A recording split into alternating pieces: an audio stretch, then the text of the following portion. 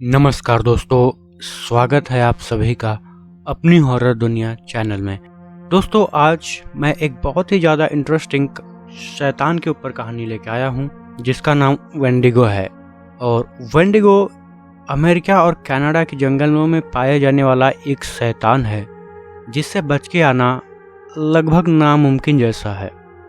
और माना जाता है कि इस शैतान के पास ऐसी शक्तियाँ हैं जिसके चलते ये लोगों को वश में भी कर सकता है और उनके किसी खास परिवार जैसा आवाज़ भी निकाल सकता है। आज की इस कहानी जो कि मैंने रेडिट से लिया हुआ है, प्रूफ के तौर पे आप लोग स्क्रीन में देख सकते हैं। उसमें क्या हुआ जब एक आर्मी ऑफिसर और उसके दोस्त का वेंडिगो के साथ सामना हुआ, क्या वो दोनों सर्वाइव कर पाए? दोस्तों, स्टोरी में लास्ट तक बने रहिएगा क्योंकि काफ़ी ज़्यादा इंटरेस्टिंग स्टोरी है। और दोस्तों, आप में से कुछ लोग कमेंट करते हैं कि मैं स्टोरी के साथ साथ वीडियो क्यों नहीं बनाता। तो मैं आप सभी को बता दूं कि यार, हम सभी हमेशा फ़ोन देखते रहते हैं और मेरा पर्पस स्टोरी के साथ अपना वीडियो ना डालने का यही है कि आप सब लोग आराम से ईयरफोन लगा के सोते हुए स्टोरी की फील लेकर स्टोरी सुने। एंड ट्रस्ट मी, इससे ज़्यादा मज़ा आपको स्टोरी देखने में नहीं आएगा और आप सभी की आंखों को भी आराम मिलेगा। तो अगर आप सबके पास भी कोई रियल और हॉरर स्टोरी है तो मुझे ज़रूर से शेयर करना। ज़्यादा टाइम ना लेते हुए स्टोरी की तरफ बढ़ते हैं। ये कहानी वहाँ की है जहाँ पर मैं पला बड़ा था। तो 2019 में मुझे याद है कि जंगल में अननोन क्रिएचर्स की बड़ी अफवाहें हो रही थी, जैसे कि बिग फुट, स्किन वॉकर्स और भी कई सारे। लेकिन ये कहानी उनके बारे में नहीं है। ये कहानी शायद मैंने जितनी अब तक की सुनी हुई है, ये सबसे ज़्यादा डरावनी होगी, क्योंकि ये जंगल में सबसे खतरनाक चीज़ों में से एक वेंडिगो के ऊपर था। मेरे कुछ दोस्तों में से जैकब ने इसके बारे में मुझे बताया था। दरअसल मेरा सिलेक्शन यूएस मरीन्स में हो गया था, यानी कि यूएस आर्मी में हो गया था। और कुछ महीनों के बाद मैं बीमार हो गया और हॉस्पिटल से रिकवरी के बाद मैं सीधा अपने दोस्त जैकब के पास गया। जैकब और मैं, ब्रैडली, हम दोनों काफ़ी अच्छे और पुराने दोस्त थे। और जब मैं उससे मिलने गया तो हमने काफ़ी मज़ेदार समय बिताए। और बात ही बात में जैकब ने मुझसे कहा, जहाँ पर वो और उसकी एक्स गर्लफ्रेंड गए थे घूमने, क्यों ना हम भी वहीं चले। मैंने सोचा कि यार, इतने दिनों बाद रिलैक्स होने का मौका मिला है, तो मैंने मना नहीं किया और मुझे भी काफ़ी ज़्यादा इंटरेस्टिंग लगा। मैंने अपनी बंदूक उठाई और सब कुछ एडजस्ट करने के बाद मैं और जैकब मौज मस्ती करने चले गए। और वहाँ पर पहुँचकर हम काफ़ी खुश थे। वहाँ पर काफ़ी पुराना घाट था, ऐसा लग रहा था कि उसे भुला दिया गया है। उस जगह का रख रखाव मानो सालों से नहीं हुआ। वहाँ पर जो बोर्ड लगा हुआ था उसमें भी ऐसा लग रहा था कि कीड़े पड़ गए हैं। हमारी लगभग मौज मस्ती के 30 मिनट बाद जैकब ने वेंडिगो का विषय उठाया और वेंडिगो का नाम सुनकर मुझे ये कुछ खौफनाक लगा। मैंने उत्सुक होकर पूछा कि ये क्या होता है। फिर उसने बताया कि ये एक शैतान होता है। मैंने कहा कि क्या फालतू बात कर रहे हो। उसने कहा कि तुम्हें यकीन नहीं है तो जंगल के बीच में जाओ और तीन बार वेंडिगो बोलो तो आपको सबसे ज्यादा डरावनी चीजें देखने को मिलेंगी। मैंने थोड़ा साहस जुटाया और मैंने कहा कि तुम भी ये सब फालतू बातों पे विश्वास करने लगे हो। मैंने कहा कि चलो आज हम वो करेंगे। हम दोनों मौज मस्ती के मूड में थे, इसलिए हम जंगल के अंदर जाने लगे उस पतली सी रास्ते के सहारे। रास्ते को देखकर ऐसा प्रतीत हो रहा था कि अभी बारिश जल्दी में ही हुई थी, क्योंकि आसपास का इलाका काफी ज्यादा पानी से भरा हुआ था। और फिर मैं जैकब की तरफ मुड़ा और मैंने कहा कि ठीक है, तुम वहीं खड़े रहो और मैं बोलता हूँ। अचानक से उस सन्नाटे में कुछ अलग ही हलचल थी। जंगल पूरा सन्नाटा हो गया था। आमतौर पर मैंने अपनी मरीन्स की ट्रेनिंग में भी इतना सन्नाटा जंगल कभी नहीं देखा था। जंगल का सारा हिस्सा मानो एक चुप्पी में था और थोड़ी घबराहट तो मुझे हो रही थी। और मैंने धीरे से बोला, वेंडिगो, वेंडिगो, वेंडिगो।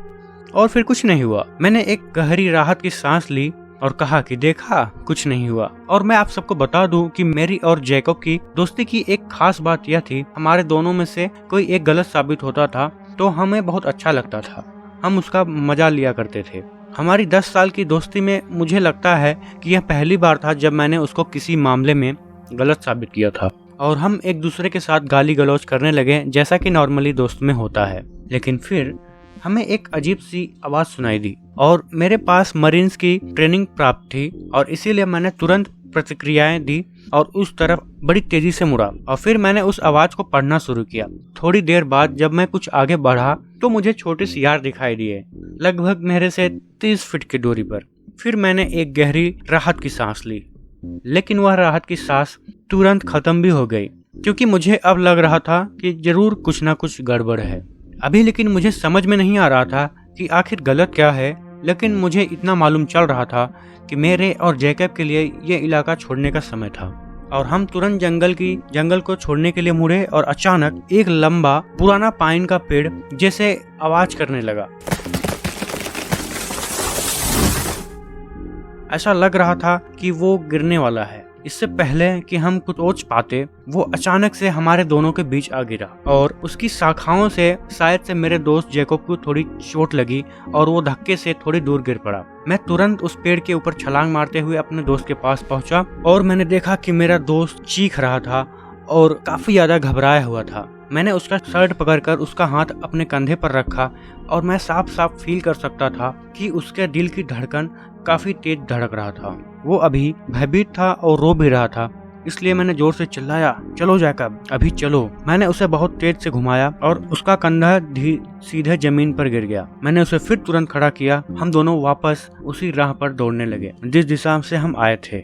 मैंने पीछे मुड़कर नहीं देखा और ना ही जैकब ने। ये काफी ज्यादा तनावपूर्ण और भयानक स्थिति लग रही थी। जैकब को साहस दिलाने के बाद अब हम में वापस से चुस्ती आ गई थी और अब हमें लग रहा था कि अब शायद से सब कुछ ठीक हो गया है। फिर उस जंगल से रास्ते से ट्रेल के बाद जैकब नीचे गिर जाता है। वो लुढ़कने वाला था। फिर मैंने जैकब को चिल्लाया और हम दोनों जा ही रहे होते हैं कि अचानक से पीछे से वापस से एक पाइन का पेड़ गिरता है और अब मुझे समझ में आ गया था कि यहाँ जरूर कुछ न कुछ गड़बड़ है। जैकब थोड़ा दूरी पर गिरा हुआ था और मैं भी गिरा हुआ था। मैंने जैकब को तुरंत कहा कि जैकब, जितना जल्दी हो सकता है तुम जाओ और गाड़ी स्टार्ट करो। मेरे पास गन थी और साथ ही साथ मैं आर्मी में था, इसलिए जैकब की सुरक्षा मेरी जिम्मेदारी थी।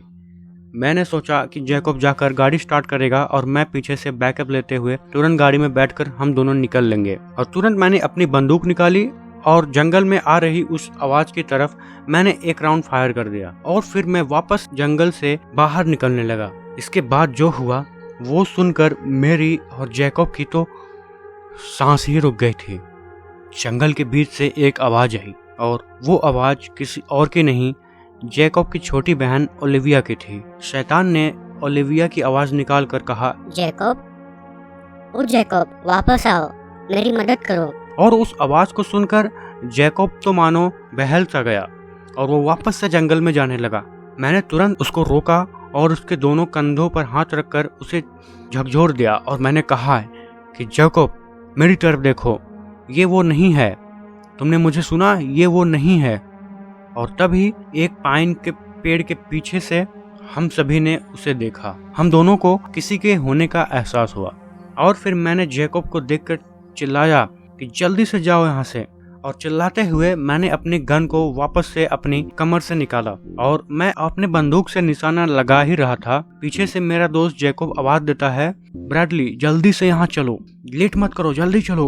वो इतना ज्यादा घबराया हुआ था कि मैं उसकी तरफ तुरंत भागते हुए गया और जैसे ही मैं उसके पास करीब 50 फीट दूरी करने के बाद पहुंचा, मैंने और जैकब ने जो देखा वो देखकर तो हमें विश्वास ही नहीं हुआ। वो चीज जो अब तक हमसे छुप रही थी, अब वो सामने आया था। वेंडिगो। वो लगभग 9 फीट लंबा अपने पैरों पर खड़ा था और उसके शरीर पर लगभग ना के बराबर मांस था। वो काफी ज्यादा पतला था। उसके पैर और हाथ बहुत ज्यादा पतले। उसका स्किन पीला और सफेद कलर का था, बिल्कुल किसी वैम्पायर जैसा। मुझे तो अपनी आंखों पर विश्वास ही नहीं हो रहा था। और जब मैंने देखा कि उसकी वाइब्रेंट ब्लू कलर की आंखें थी, बिल्कुल किसी मूवी में दिखने वाले एलियन जैसे, हमें डराने के लिए ये दृश्य काफी था। मैंने अपनी बंदूक उठाई और मुझे लगता है अगर मैं आर्मी में नहीं होता तो हम वहीं पर बेहोश हो जाते, लेकिन आर्मी में होने के कारण मुझ में काफी ज्यादा साहस और हिम्मत था, इसलिए मैंने बंदूक उठाई और उसकी तरफ फायर कर दिया और जैकब तो वहां से तुरंत भागने लगा।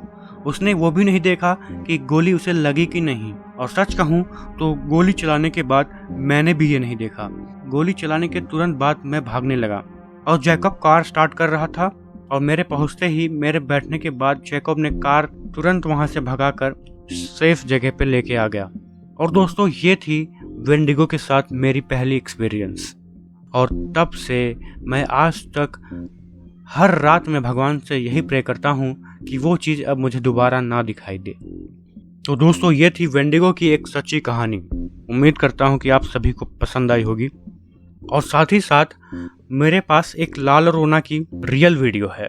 उस वीडियो में जिस व्यक्ति ने कैप्चर किया था, ऐसा माना जाता है कि पुलिस ने उसकी डेड बॉडी से उसका फ़ोन रिकवर किया था और इसके फ़ोन में जो कैप्चर हुआ था उसको मैं अपने शॉर्ट वीडियो पे डालूंगा।